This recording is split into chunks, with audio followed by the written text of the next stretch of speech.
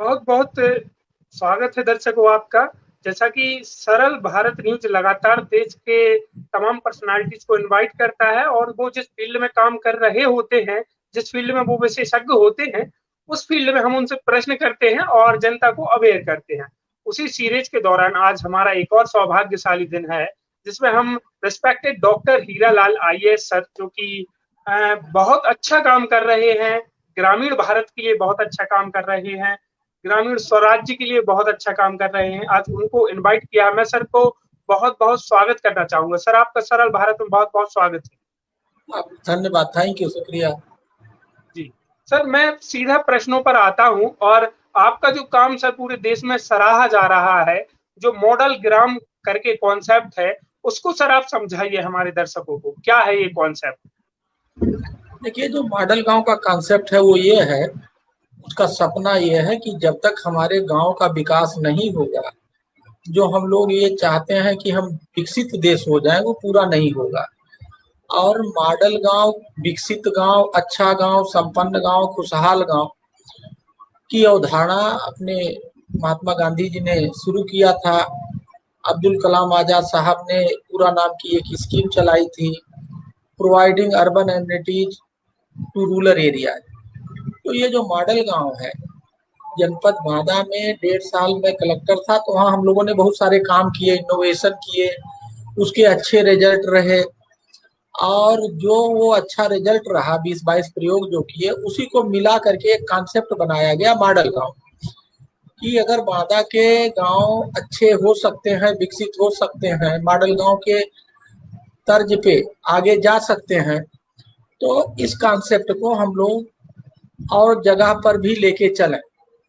तो इसमें हम लोगों ने 3 पार्ट में डिवाइड किया है कि कोई काम करने के लिए सबसे पहले जरूरत होती है कैसे उस काम करने का माहौल बनाया जाए। तो सबसे पहले विलेज मैनिफेस्टो है, उसमें 25 पॉइंट है, और उस 25 पॉइंट पे चर्चा हो, गांव के सब लोग जाने कि विकास क्या होता है, विकास के कौन कौन से मुद्दे हैं, कैसे होगा, क्यों होगा। तो पार्ट 1 है विलेज मैनिफेस्टो, ग्राम घोषणा पत्र, इस पर काम करते हैं।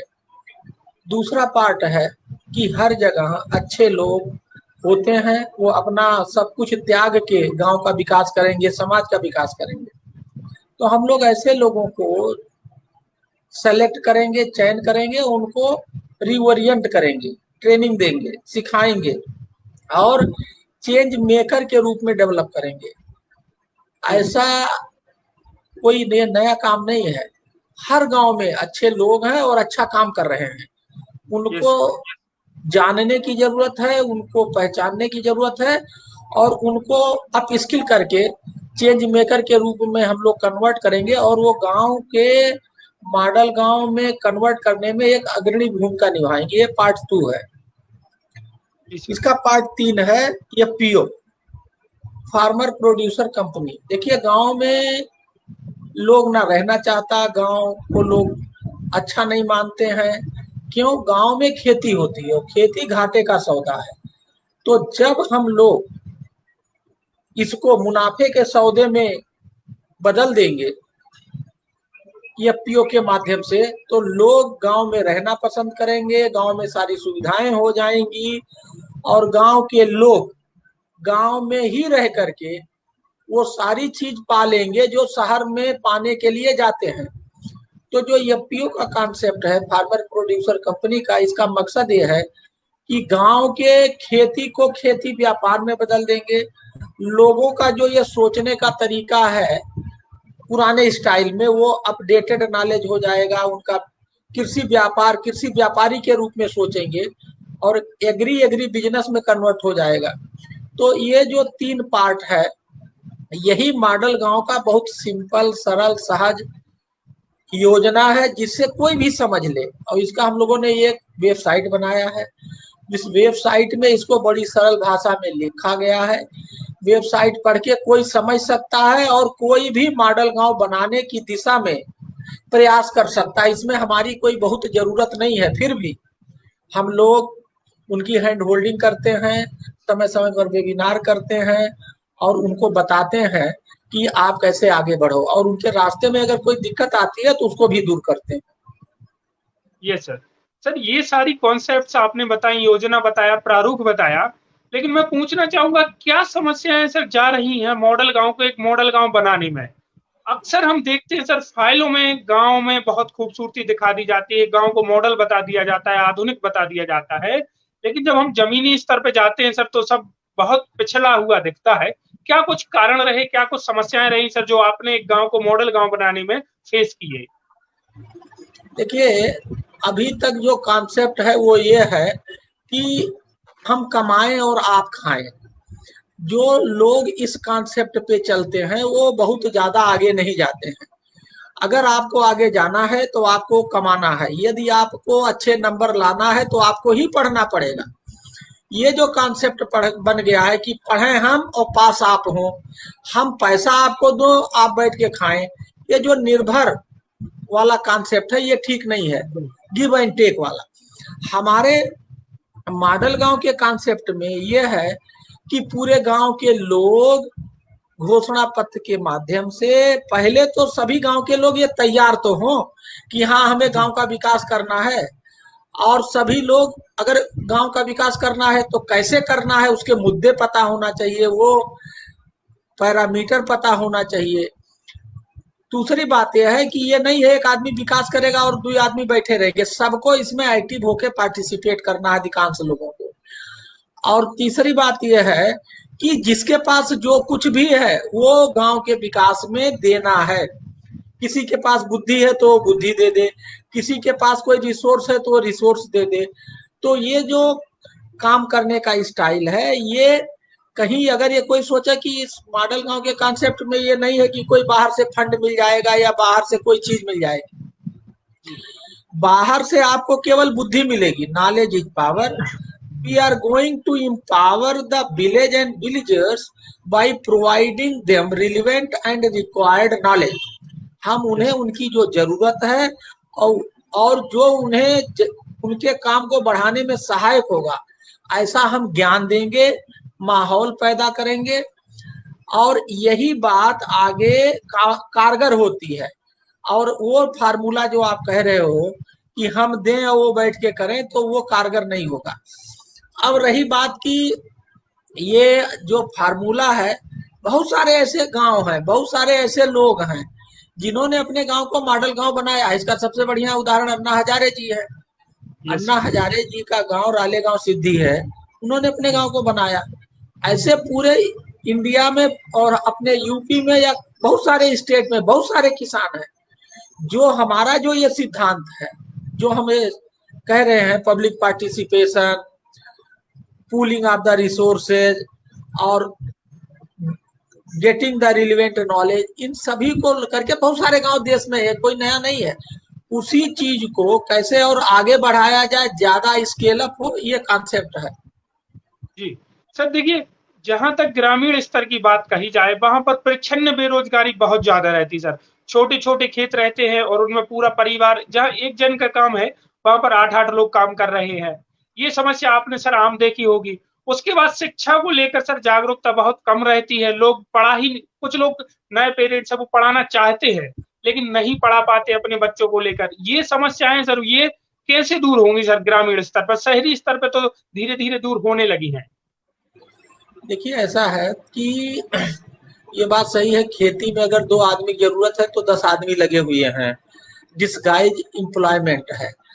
हम लोग, हमारा जो मॉडल है वो इसी को दूर करेगा। जैसे खेती है, जब खेती व्यापार में परिवर्तित हो जाएगा तो व्यापार में क्या कि वो एक आदमी पढ़ने में लगेगा, एक आदमी उसको बेचने में लगेगा, एक आदमी उसके इनपुट्स में लगेगा। तो वो जो अभी डिस्गाइज्ड है, वो जो जरूरत नहीं है फिर भी लगा हुआ है, उसको एक्चुअल काम मिलेगा। और जब सभी लोग मिलके एक्चुअल काम करेंगे तो इनकम बढ़ेगी। एफपीओ का काम ही यही है, जब उसको मतलब सिस्टमेटिक हो जाएगा और जब इनकम बढ़ेगी। क्यों? यही तो कह रहे हैं कि कृषि को कृषि व्यापार में बदलना है, माध्यम बनेगा एफपीओ। तो ये जो आप कह रहे हैं ये समस्या अपने आप दूर हो जाएगी। डिस्गाइज एम्प्लॉयमेंट, रियल एम्प्लॉयमेंट में कन्वर्ट होगा, क्योंकि इनकम बढ़ेगी, वो कंपनी के रूप में चलेगा।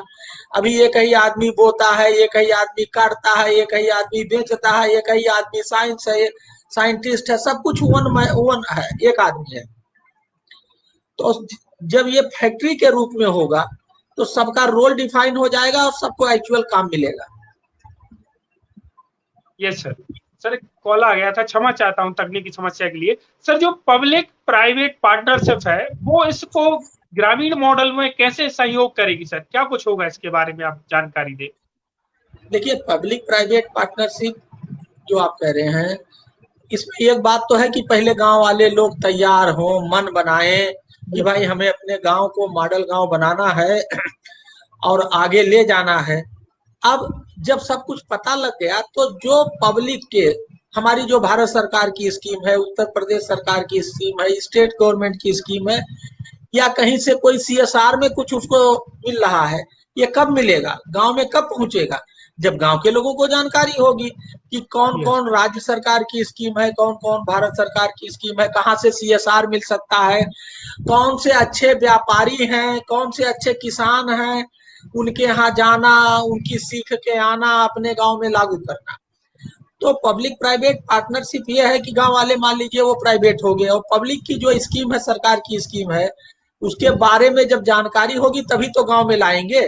भाई किस स्कॉलरशिप कौन कौन सा मिलता है, अब आपको देखना पड़ेगा स्कॉलरशिप कौन कौन मिलता है, वो आपके गांव में कौन कौन बच्चे वो स्कॉलरशिप पाने के हकदार हैं क्राइटेरिया में। और आपको नॉलेज नहीं होगा तो आप कैसे स्कॉलरशिप लेंगे।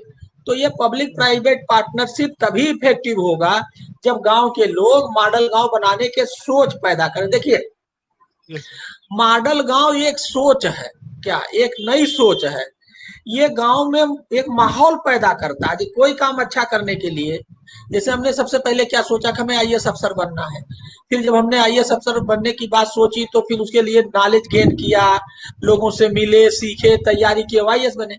तो सबसे पहली जरूरत क्या है मॉडल गांव को बनाने की और विकसित करने की, सोच पैदा करना, कि गांव के लोग सोचना पैदा करें, सोच पैदा हो जाए कि भाई हमें अपने गांव को आगे ले जाना, मॉडल गांव बनाना। सर ये जो जन सहभागिता की आप बात कर रहे हैं कि एक मॉडल गांव बनाने में हमें लोगों का सहयोग चाहिए, फिर उनको अवेयर करेंगे और लोग वहीं के जो गांव के रिसोर्सेस है उन्हीं को लेकर अपने गांव को मॉडल गांव बना लेंगे। लेकिन सर मैं कुछ व्यवहारिक समस्याओं की बात करूं, जैसे कि सर कुछ सरपंच लोग हो जाते हैं, सचिव लोग हो जाते हैं, गांव कई बार दो धड़ों में बढ़ जाता है। कुछ मतलब बुद्धिजीवी जो ग्रामीण लोग रहते हैं वो अपने पिछड़े लोगों को नहीं चाहते कि वो आगे बढ़ जाए, पिछड़ा तबका। इस व्यवहारिक समस्या को कैसे दूर किया जाएगा सर। देखिए, हमारे देश में कहते हैं भेड़ चाल है। अभी जो आप कह रहे हो ये माहौल है कि लड़े रहते हैं, जो जीत गया जी वो जो जिससे हारा है उसको नहीं चलने देता, जो हार गया है वो कहेगा अच्छा तुम्हें प्रधानी नहीं करने देंगे। जिसकी लाठी उसकी भैंस। हाँ, तो आपस में लड़ाई झगड़े होते हैं, ये फर्जी कंप्लेंट होती है। हम इसी चीज को तोड़ने आए हैं। अगर मान लीजिए मोटा मोटा 58,000 गांव है हमारे उत्तर प्रदेश में, अगर हमें 5,000 गांव भी मिल गए, हम कह रहे 5,000 नहीं, हमें 2,000 गांव ही मिल गए, भाई 58,000 में 2,000 तो अच्छे लोग होंगे या सबके सब बुरे हैं, ऐसा नहीं है। तो अगर 2,000 लोग मिल गए, वो काम करने लगे, तो धीरे धीरे क्या होगा, उनके अगल बगल के देख के फिर 2,000 मिलेंगे, फिर उनके अगल बगल देख के फिर 4,000 मिलेंगे, तो एक माहौल बनेगा। ठीक है, तो कहने का मतलब यह है कि किसी चीज की शुरुआत कहीं ना कहीं तो होगी। जैसे कोरोना आया तो कुछ लोग सामने आए, भाई हम कुछ दान करेंगे, तो धीरे धीरे एक ने देखा दूसरा का हम भी करेंगे, तीसरा का, धीरे धीरे दान देने वालों की संख्या बढ़ गई। तो हम लोग इसमें यही कर रहे हैं कि जो गांव में अच्छे लोग हैं, ऑलरेडी इस सोच के लोग हैं, पहले हम उनको पकड़ रहे हैं, उनका पता लगा रहे हैं कि कौन गांव में, अपने गांव में खुद लगा हुआ है मॉडल गांव बनाने के लिए। तो सबसे पहले हम उनको ही पकड़ रहे हैं कि कौन ऐसा है जो एफपीओ बना करके चला रहा है। ऐसे लोग हम लोग भी उनको ढूंढ रहे हैं, वो लोग खुद हमसे, मतलब उनको जब पता लग रहा है तो वो लोग भी हमारे पास आ रहे हैं, तो हम उनको जोड़ रहे हैं, उनको और तेजी से आगे बढ़ा रहे हैं। आपकी जो बात है वो सही है कि ये माहौल है, लेकिन ये माहौल टूटेगा और टूट रहा है। बहुत सारे लोग हैं नहीं हम काम करेंगे, बहुत सारे लोग ऐसे प्रधान हैं कि उनको पूरा गांव वहां चुनाव हुआ ही नहीं है, और यस। चुनाव होने के बाद वो जो है विरोधी वाले को वो मिला लिया है, कहता है नहीं वो विरोधी वाला करा नहीं, प्रधान जो जीते हैं हम उनके साथ रहेंगे। जी बहुत सारे गांव ऐसे हैं जैसा आप बता रहे हो, तो हमें जो आप बता रहे हो अभी उस गांव की जरूरत नहीं है, पहले हम माहौल जी बनेगा तो वो भी बदल जाएंगे, जी भेड़ चाल जो कहते हैं। जी सर, अक्सर देखा जाता है गांव में जब सरपंची के चुनाव होते हैं, प्रधान के चुनाव होते हैं, तो गांव दो धड़ों में बंट जाता है। अब दो धड़ों में बंटने के बाद सर एक पक्ष के काम, जो दूसरा पक्ष जीत जाता है, वो दूसरे पक्ष के काम होने ही नहीं देता, वो नहीं चाहता कि वो भी विकसित हो। इसी के कारण सर पूरा गांव ही अविकसित रह जाता है। ऐसी समस्याएं बहुत सामने आपने देखी होंगी। सर मैं चाहता हूं आप कुछ उदाहरण दीजिए, आपने अभी तक कितने गांवों को या कुछ गांवों को जिनको मॉडल गांव बनाया है, उनमें क्या क्या समस्याएं सर आपने फेस की, और एक दो विशेष उदाहरण दीजिए और उनको कैसे सॉल्व किया सर, ताकि जो जो लोग ये वीडियो देख रहे हैं वो अपने गांव पे कुछ वैसा अच्छा काम कर सके। देखिए, अभी हम लोगों का ये जो मॉडल गांव का कॉन्सेप्ट है, परियोजना है, प्रोजेक्ट है, ये हम लोग 1 जनवरी से शुरू किए हैं। जी इसी 1 जनवरी से मोटा मोटा आप समझिए 5 महीना, इस 31 तारीख को पूरा होगा। जी और अभी तक जब कोई परियोजना शुरू की जाती है तो इसका ऑफिस, इसका साइट बनाने में, मैनेजमेंट करने में काफी ऊर्जा इधर लगी रही। ऊपर से क्या हुआ, कोरोना आ गया। 2 बार जी कोरोना आने से मिलना जुलना भी उतना नहीं हो पा रहा, कुछ ऑनलाइन हो रही है। तो जो स्पीड हम चाहते हैं उस स्पीड से काम ना कर पा रहे हैं, क्योंकि ये सब दिक्कतें आ रही हैं। तो जी अभी हम लोगों ने क्या किया है, अभी तक जैसे चुनाव, उत्तर प्रदेश में चुनाव था तो हम लोगों ने ऑनलाइन मॉडल गांव का मैनिफेस्टो उनसे डाउनलोड कराया। बहुत लोग मैनिफेस्टो पे चुनाव लड़े और बहुत लोग जीत गए, कुछ लोग हार भी गए हैं। तो सबसे यस बड़ी बात तो ये है कि हमारे मॉडल पर बहुत लोग विलेज विलेज मैनिफेस्टो के चुनाव लड़े और जीते, और जी इसकी शुरुआत हुई जबकि समय नहीं मिला, क्योंकि जैसे हम लोगों ने कार्यक्रम शुरू हुआ चुनाव शुरू हो गया। तो इसके जी इंडिकेशंस अच्छे हैं।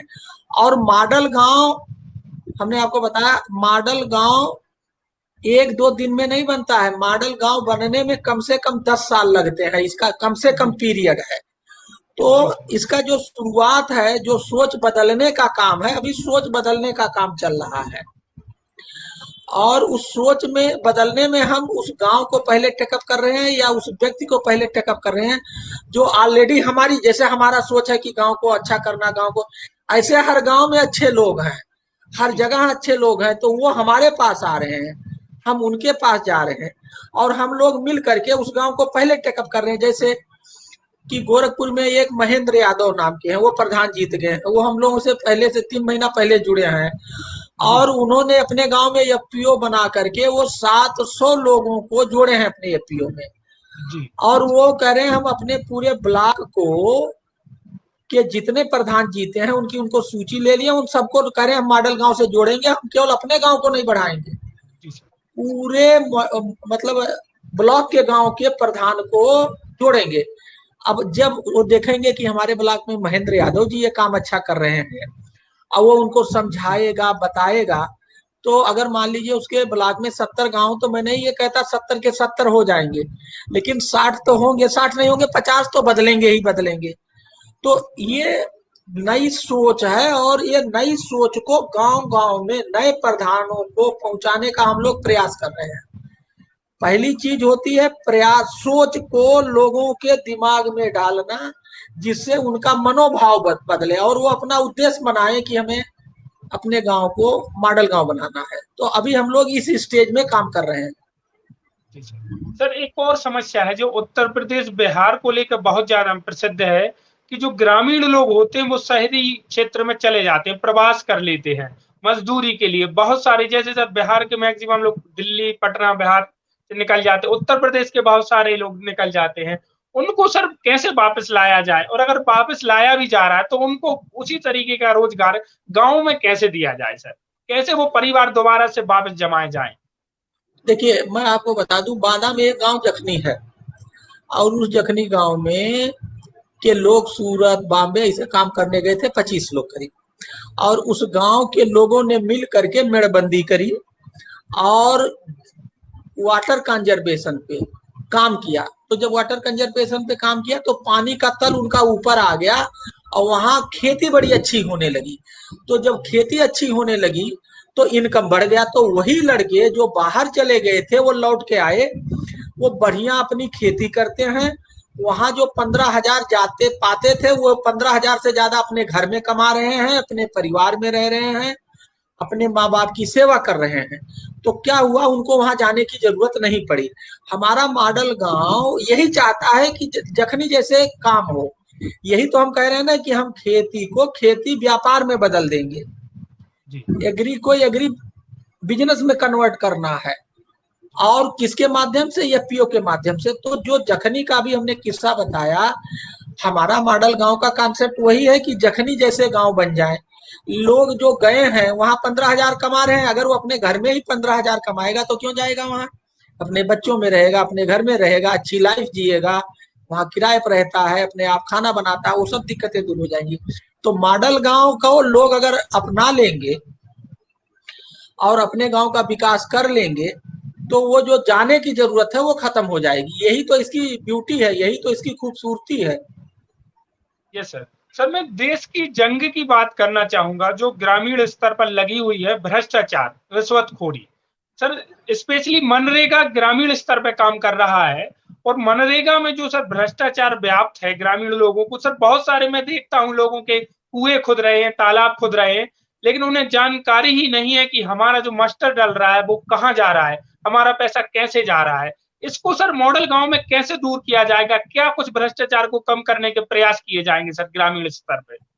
आप कैसे देखते हैं सर इसको? देखो, क्या है जो आप कहना चाह रहे हो, जब अभी लोगों, ये जो सब भ्रष्टाचार या जो आप कमी की बात कह रहे हो वो क्यों हो रहा, क्योंकि पूरा गांव कुछ जानता नहीं है। ये जी दो एक लोग जानते हैं, चोरी चुप्पा सब अपना जो भी गेम है कर ले रहे हैं, पूरा गांव को पता नहीं। जी जब सर। पूरे गांव में माहौल बनेगा, पूरे गांव को सब चीज पता लगेगा, तो वो नजर नहीं लगेगा, तो सोशल ऑडिट होती होगी अपने आप। और जब यस सर। सोशल ऑडिट होगी तो कैसे भ्रष्टाचार कर लेंगे, इसमें तो ओपन टू ऑल है ना। अभी क्या ओके। है, गांव में दो आदमी प्रधान जी और दो चार लोग मिल करके सब कर लेते हैं। Model yes. गांव में पूरे गांव का इन्वॉल्वमेंट है, हर गांव को हर चीज पता होगा, ट्रांसपेरेंसी है। तो हर आदमी की चीज, हर चीज पे नजर रहेगा, तो खाएंगे तो कहेगा नहीं कि कितने को पटा लेंगे, पूरे गांव कैसे पटा लेंगे कि। जी तो इसमें जो है ये ट्रांसपेरेंसी आएगी, और जब सबको जानकारी रहेगी तो सोशल ऑडिट होगा हर काम का, हर आदमी का हर काम पे नजर होगा। तो इससे जो आप कहना चाह रहे हो उस पर रुकावट होगी और कमी आएगी, और गांव जी। का विकास और अच्छा होगा। सर मॉडल गांव की कॉन्सेप्ट उत्तर प्रदेश के बाहर भी क्या काम कर रही है, और कर रही है तो सर आपकी जानकारी में कहाँ कुछ अच्छा काम हो रहा है, कृपया बताएं सर। देखिए ऐसा है, ये हम लोग क्योंकि यूपी में रह रहे हैं, लखनऊ में इसकी ऑफिस, यहाँ से काम, लेकिन ये सब ऑनलाइन काम है क्या। जी मॉडल गांव एक कॉन्सेप्ट है। हम कोई जी जा करके किसी गांव में फावड़ा तो नहीं चला रहे हैं ना। फावड़ा जी तो उसी गांव के लोगों को चलाना है, उसी के गांव के लोगों को काम करना है। तो ये जी मॉडल गांव ऑनलाइन है, और कई प्रदेशों के लोग हमसे जुड़े हुए हैं हमारे चीजों। हम तो ये कह रहे हैं हमारे मॉडल गांव को आप पढ़ लीजिए जो लिखा है। अरे जी उसके मैनिफेस्ट। 3 पार्ट हैं। विलेज मैनिफेस्टो बनाना ऑनलाइन है हमारे, उसी ऑनलाइन पे जाइए, वो बताता जाएगा। विलेज मैनिफेस्टो बना लीजिए, बना करके प्रचार करिए, गांव में माहौल क्रिएट करिए। इसमें एक माहौल बन गया, फिर उसी में दो चार लोग ऑटोमेटिक अच्छे लोग निकल के आएंगे, वो हमारे से जुड़ जाए ऑनलाइन, हम लोग ट्रेनिंग करा देंगे, उनकी कोई दिक्कत होगी उसे हल कर देंगे। तो ये माहौल धीरे धीरे ऐसे बनेगा, इसमें कोई सीमा नहीं है उत्तर प्रदेश बिहार। हम लोग जो है गुजरात में बात कर रहे हैं, जी महाराष्ट्र में बात कर रहे हैं, बिहार में कई लोग, कई प्रदेश के लोग हम लोगों के टच में हैं, और हम जी लोग उनको अपना ये ज्ञान बांट रहे हैं। जी सर। जी। बिल्कुल सर। सर चूंकि अभी ग्रामीण स्तर पे ही चर्चा चल रही है, तो जो कोरोना की लहर, इसको छोड़ा नहीं जा सकता। मैं चाहता हूं कुछ प्रश्न कर लूं कोरोना से संबंधित आपसे। कोरोना सर ग्रामीण स्तर पे तो मैनेज ही नहीं हो पाया है सर, और लोग कैसे उसको समझ ही नहीं रहे सर। गांव में क्या समस्या जा रही है कि लोग जैसे इतने भावनात्मक होते हैं कि किसी के माता को हो गया या बच्चे को हो गया, तो वो मानने को तैयार ही नहीं है कि ये छुआछूत जैसी बीमारी है, इसका संक्रमण बहुत तेजी से फैलता है। तो वो बिलीव ही नहीं कर रहे सिस्टम पर, और लोग कह रहे हैं कि नहीं मेरे बच्चे को सर्दी जुकाम है, और एक के साथ पूरा परिवार हो जा रहा है और पूरे गांव संक्रमित हो जा रहा है। ये बहुत भीषण तबाही मची हुई है सर ग्रामीण स्तर पर कोरोना को लेकर। आप सर हाँ इस पर क्या देखिए, कहना चाहेंगे? देखिए, जो कोरोना ग्रामीण क्षेत्र की बात आप कर रहे हैं, पहले तो ये देखिए कि अगर आप, मैंने शुरू में बताया आपको कि जी जब आपको पास होना है तो पढ़ना, आपको पढ़ना, अगर आपको बीमार नहीं होना है तो हिदायत आपको भी लेनी है, और आपको उसका, कोरोना में कोई दवाई की जरूरत नहीं है, इसमें बचाव की जरूरत है। जी जी जी prevention is better than cure. कह रहे हैं कि साहब मुंह पे जो है मास्क बांधो, ये क्या है, दवाई तो है नहीं, ये जी बचाव है। कह रहे हैं साहब जब निकलो तो दूर रहो, 2 मीटर की दूरी से बात करो, सोशल डिस्टेंसिंग मेंटेन करो, ये दवाई है नहीं, ये भी प्रिकॉशन है। हाथ धुलो, सैनिटाइजेशन करो, ये भी, इसमें दवाई नहीं है। अब अगर आप ग्रामीण हैं और आप सरकार ने कहा कि ये सारे प्रिकॉशन लो, ठीक है, अब आप अगर प्रिकॉशन नहीं लेंगे तो आपको दिक्कत तो होगी ही। सरकार ने कभी भी ये नहीं कहा कि भाई ये सब मत करो, सरकार हमेशा कह रही है, समझा रही है, और गांव में बहुत लोग माने भी बात को, कुछ लोग जी नहीं माने। तो जो लोग सरकार की बात माने वो स्वस्थ हैं, उनके साथ कोई दिक्कत नहीं हुई, और जो बात नहीं माने, जिन्होंने इसको इग्नोर किया, इसको तवज्जो नहीं दिया, वो परेशान हुए।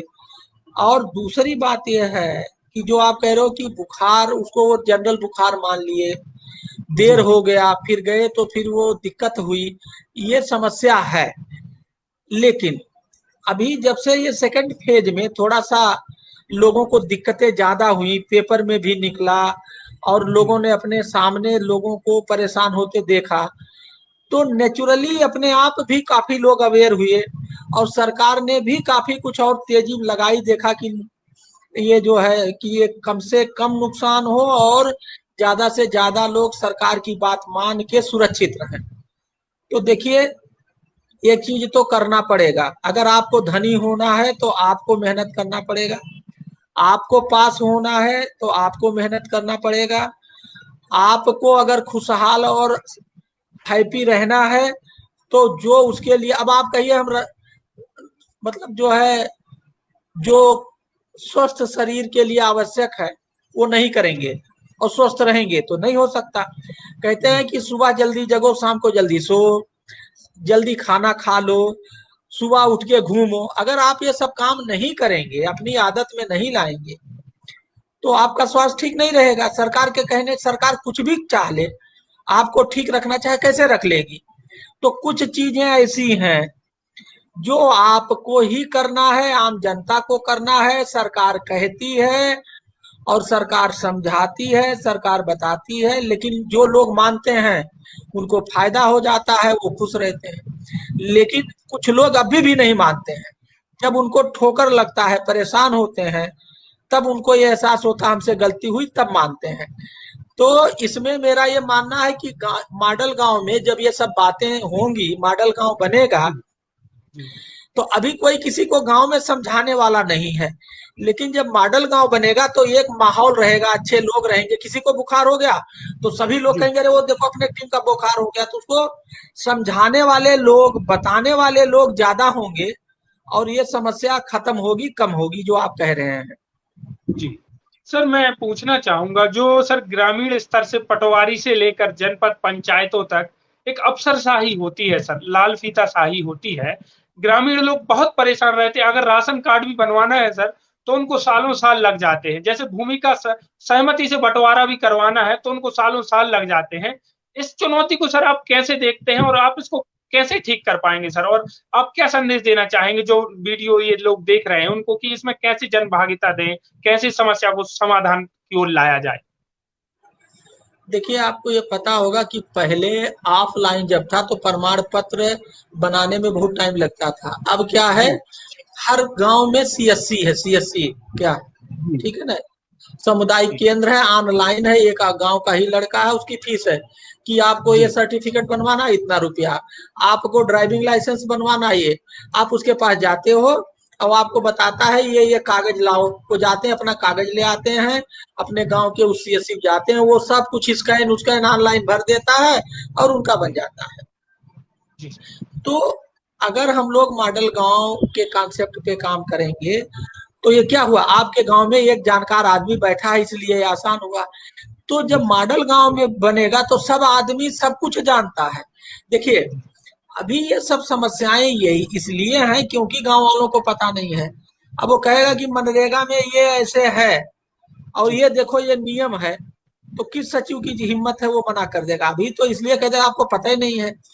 तो यही तो हम बताना चाहते हैं कि मॉडल गांव का जो बेसिक कॉन्सेप्ट है कि लोगों को जागरूक करना, उनको नॉलेज देना, उनको पढ़वाना, ठीक है। और मैक्सिमम काम अब कहते हैं गांव की सफाई कौन कर दे? सरकार कर दे, सफाई कर्मचारी कर दे। गांव वाले जिंदगी मतलब गांव वाले दिन भर गंदगी करे और एक सफाई कर्मचारी सफाई कर दे, ये कैसे संभव? ये सोच बदलना है कि हम गंदगी नहीं करेंगे और करेंगे तो सफाई खुद करेंगे, सफाई कर्मचारी भरोसे नहीं रहेंगे। आप शहरों में देखिए, पहले हम लोग जो है खुद गंदगी करते थे, अब शहरों में बदलाव आया है, लोग अब रोड वोड पे कोई चीज कम फेंकते हैं, ले जा करके अपने घर में रखते हैं। तो ये जो बदलाव आया है सफाई में शहर में, यही सोच गांव में भी आना चाहिए। यही काम मॉडल गांव का है कि सोच बदलना है कि हम गंदगी नहीं करेंगे, क्यों सफाई की जरूरत हो? हम बीमार नहीं पड़ेंगे तो हमें अस्पताल जाने की क्या जरूरत है? हम लड़ाई नहीं करेंगे तो हमें पुलिस जाने की क्या जरूरत है? हमें ये सब जरूरत ही नहीं है। अन्ना हजारे का मॉडल गांव यही है। गांव में वो सब दो लोग लड़े तो वहीं बैठ के समझौता पंचायती राज का है, किसकी गलती है उसको डांट दिया और जिसके साथ अन्याय हुआ है उससे कहे भाई इसको माफ कर दो। लोकल लेवल पे माफीनामा करा करके ना पुलिस के यहाँ गए, ना दरोगा जी के यहाँ गए, ना कहीं गए, बात हो गई।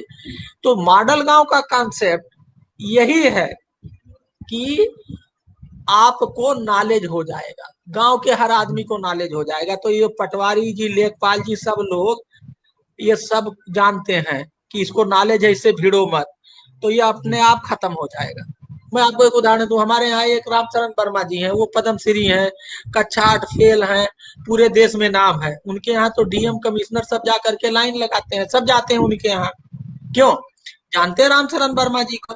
तो ऐसे जब गांव में भी सब तो सबको पता लग जाएगा, लेखपाल को, पटवारी को, भाई इस गांव में लोग बड़े जानकार हैं और बड़े होशियार हैं, यहाँ कुछ भी गड़बड़ करोगे तो गला पकड़ लेंगे, ठीक है। तो आपकी ये समस्या मॉडल गांव में ऑटोमेटिक खत्म हो जाएगी। जी सर, बहुत बहुत सार्थक वार्ता हुई आपसे और मुझे बहुत अच्छा लगा। मैं खुद मॉडल गांव को लेकर बहुत ज्यादा एक्साइटेड हूं। मैं अंत में सर चाहूंगा कि आप जो यूथ है और जो लोग इस गांव गांव से थोड़ा सा दिल लगी रखते हैं, गांव की ओर आकर्षण रखते हैं, उन लोगों को सर आप एक मैसेज दें कि मॉडल गांव कॉन्सेप्ट में वो लोग आए और सहभागिता करें और गवर्नमेंट की मदद करें और गांव को एक बेहतरीन सुंदर गांव बनाने की कोशिश करें। देखिए, मेरा इसमें ये कहना है कि जो रोजगार ढूंढ रहे थे, अब वो ढूंढते ढूंढते थक गए, उन्हें रोजगार नहीं मिला, तो जी उन्हें हमारे मॉडल गांव से जुड़ना चाहिए और अपने आप को अन्ना हजारे उस गांव का बनना चाहिए। अन्ना हजारे जब अन्ना हजारे की तरह काम करेंगे, मॉडल गांव अन्ना मतलब मैं इसको समझाने के लिए कहता हूँ कि मॉडल गांव हर गांव में अन्ना हजारे जी की तरह आदमी पैदा करना चाहता है, उसी सोच वाला। जी तो जी अभी वो बेरोजगार हैं, इधर उधर अपना समय बर्बाद करें, हमसे जुड़ जाएं और हमारे कॉन्सेप्ट पे काम करें। धीरे धीरे उनको उनको रोजगार मिल जाएगा, गांव के वो सम्मानित व्यक्ति हो जाएंगे और वो हर तरह से संपन्न खुशहाल हो जाएंगे। एक बात। दूसरी बात, जो नौजवान पढ़ाई कर रहे हैं और वो जो पढ़ाई कर रहे हैं करें, साथ में चूंकि जो गांव में पढ़ाई करता है वो अपने खेत में अपने परिवार के साथ रहता है, इन्वॉल्व रहता है, खेती भी करता है और खेती में हाथ अपने परिवार का बटाता है। कभी जाएगा ट्रैक्टर चला देगा, कभी उसमें पानी लगा देगा, करता है, हमने बचपने में किया है। तो मैं ऐसे स्टूडेंट से या ऐसे लोगों से जो छात्र जीवन में है, पढ़ाई जीवन में है, वो जी पढ़ाई करें और वो अपने हमारे मॉडल गांव से जुड़े और मॉडल गांव की तकनीक और जानकारी ले करके अपने परिवार में लगाएं और पूरे गांव में लगाएं, ठीक है। जी और जो लोग अभी खेती बाड़ी कर रहे हैं, वो केवल मॉडल गांव में खेती बाड़ी कर रहे हैं, वो जुड़े और हमारे यहाँ से जुड़ करके अपने नॉलेज को अपडेट करें, अपने नॉलेज को बढ़ाएं और अपने इनकम, जब वो हमारे साथ जुड़ेंगे, नॉलेज बढ़ेगा, अच्छा काम करेंगे तो उनका इनकम बढ़ जाएगा और वो धनी हो जाएंगे, अच्छा जीवन जीने लगेंगे। तो ये मेरा संदेश है जो लोग हमसे जुड़ना चाहते हैं और हमारा काम ही है बेरोजगार को रोजगार बना दो क्या, लेकिन हम यहाँ बेरोजगार को रोजगार बनाने में हम नौकरी नहीं देने आए हैं। हम आपको जो आपके पास संसाधन है उसी संसाधन को एक अच्छे रूप में मैनेज करके आपका इनकम बढ़ाएंगे और आपको आपके जीवन में खुशहाली लाएंगे। ये कॉन्सेप्ट है, अच्छी सोच पैदा करना। जी जी सर, बहुत ही ज़्यादा सार्थक चर्चा रही और मैं आशा करता हूँ और मुझे पूरा भरोसा है जितने भी दर्शकों तक ये वीडियो जाएगा वो इस कॉन्सेप्ट को समझेंगे और सर के द्वारा किए जा रहे गंभीर प्रयासों की सराहना करेंगे। इसी के साथ मैं और सर और पूरी सरल भारत परिवार की ओर से आपका आभार प्रकट करना चाहूँगा। आपने हमें अपना इतना कीमती समय दिया और मैं आशा करता हूँ आगे भविष्य में सर हम लोग फिर जुड़ेंगे। Thank you so much sir, एक बार फिर से आप। धन्यवाद, थैंक यू, आपका भी बहुत बहुत शुक्रिया, धन्यवाद, नमस्कार।